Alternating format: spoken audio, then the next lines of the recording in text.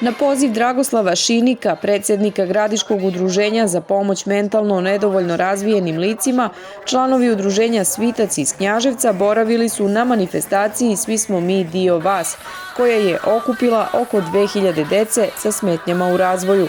Poziv Knjaževačkom udruženju usledio je i od udruge osoba sa intelektualnim teškoćama iz Bjelovara, a sve to zahvaljujući društvenim mrežama.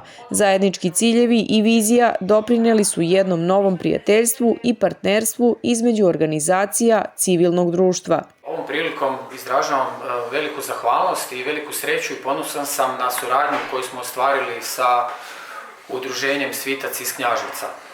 Do suradnje je došlo sasvim slučajno i možemo zahvaliti blagodatima društvenih mreža gdje smo jedni druge počeli pratiti i gledati tko šta radi, a radimo svi za isti cilj, odnosno za naše osobe sa intelektualnim teškoćama i podizanje kvalitete njihova života.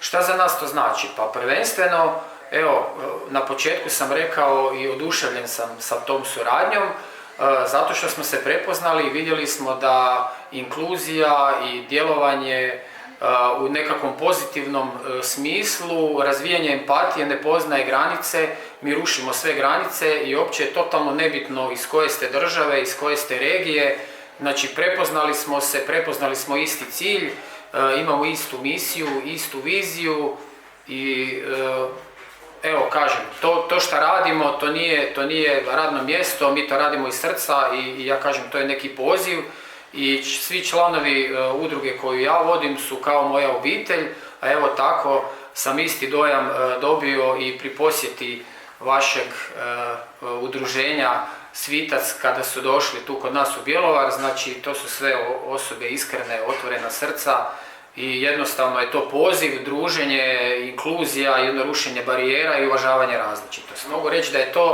da je ovaj posjet udruge Svizac našoj organizaciji Hrvatskoj samo jedan prvi mali uvodni korak nekakvoj budućoj velikoj suradnji u cijeloj regiji i nekakvoj međudržavnoj suradnji. Znači, naše more i vaše prirodne ljepote i ljepote te vaše planine i očuvane iskonske čiste prirode u nekakvom zajedničkom druženju, razmjeni iskustava i sve usmjereno ka cilju unapređenju kvalitete osoba sa intelektualnim teškoćama.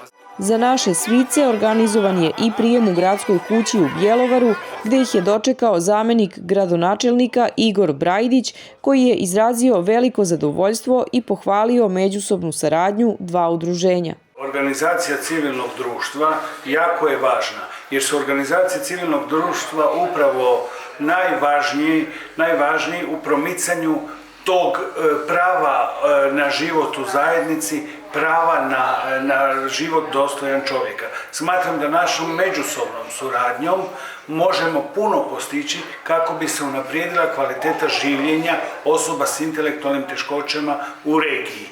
Smatram da je to dobro i da takve suradnje treba podržavati i da treba razvijati. Suradnje takve vrste postojale su nekada prije 30 godina i pokazala se vrlo kvalitetnom. Smatram da će u stvari nastavak jako dobro djelovati na sve nas. Udruga iz Bjelovara je članica Hrvatskog saveza udruga koja okuplja 32 udruge. Znači sve ono što oni nauče tamo i usvoje, oni će to prenijeti i drugim organizacijama u Hrvatskoj, tako da će se dobra priča širiti i razvijati. I veselima je zajednička suradnja, kako naše udruge iz Istre, tako i Hrvatskog saveza i da se međusobno povežemo kako bi, ponavljam, stvorili kvalitetne i bolje uvjete za život dostojan čovjeka, osoba s intelektualnim teškoćama. Ja ću se odazvati, doći ću, vjerujem da ćete vi doći kod nas, pa isto tako raditi na razmjeni međusobnih iskustava i međusobnih primjera dobre prakse. Članovi oba udruženja zasadili su drvo prijateljstva, sadnicu višnje po kojoj je Knjaževac poznat i tako obeležili prijateljstvo, ali i 22. april, Dan planete Zemlje.